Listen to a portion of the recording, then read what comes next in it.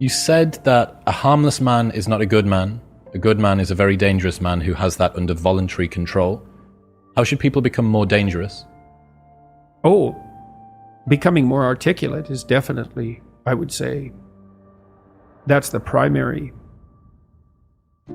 array of weapons. So, I mean, physical prowess is something, and it's not nothing, that physical confidence that comes along with that as well.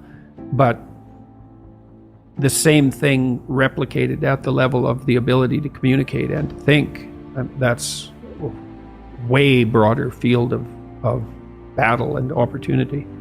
So this is one thing that isn't taught well, especially to boys. It's more important to teach it to boys, I would say, because they're more skeptical of the educational enterprise in generally speaking, partly because they're less obedient, partly because they're less agreeable. That's particularly true for disagreeable boys. And agreeable boys get higher grades independent of their IQ and their academic achievement, because they're easier to deal with. So what do you tell disagreeable boys? There's nothing that makes you more formidable than verbal competence, than being able to articulate, be able to think, to marshal your arguments, right? It's a battlefield metaphor. Get everything in order. Get all your information straight, to marshal your forces.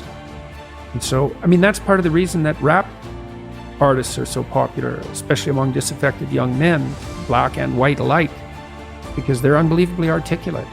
They have this incredible verbal prowess. It's unbelievably attractive, and it's associated with genuine artistic and redemptive activity, often focusing on something that's approximately the voice of the underclass, let's say, but a powerful voice, right? And it's interesting to see how many young white guys identify with that. If you're a young man, you still feel alienated from your place as rightful heir of the proper kingdom. I mean, that's an existential truism for everyone, particularly for every young man, because he is an outsider in many ways. He's young and juvenile and not very highly valued, and then is in some sense hurt by the inadequacies of the current king, the current culture, and is easily turned against it because of that. And that's the machinations of the evil uncle. That's the King Arthur story. That's the story of Horus and Osiris. It's an ancient story. It's the story of Sauron, and it's there all the time. And you see in rap music, in hip hop, all of that alienation being given an articulated voice in an artistic sense. And that's a good example of the power of verbal facility. And that's the route to, let's say, marketing education to young men. It's like, you want to take your rightful place in the kingdom? It's like, get your tongue straight, man. Get it under control in the highest possible sense.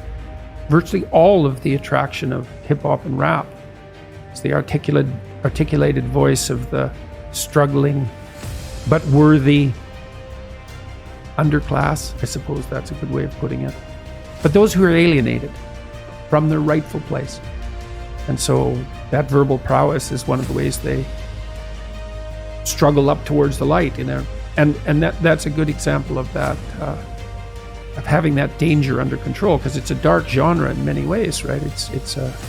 There's a real undercurrent and air of violence that surrounds that and its culture, like the punk movement in the UK back in the late 70s. Same sort of thing.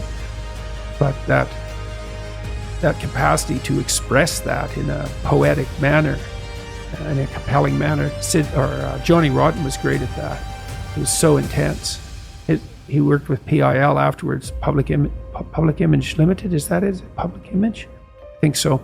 He has a song called Rise, which I used to show my clients all the time when I was starting assertiveness training with them. I'd put on Johnny Rotten's Rise, and the line in there is, anger is an energy, and he's got these unbelievably intense eyes. Anger is an energy. You bet. And John Lydon, man, he could channel that like almost no one I've ever seen.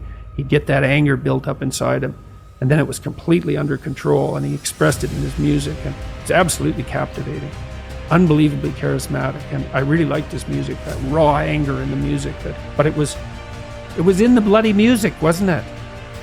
It wasn't some random riot, you know?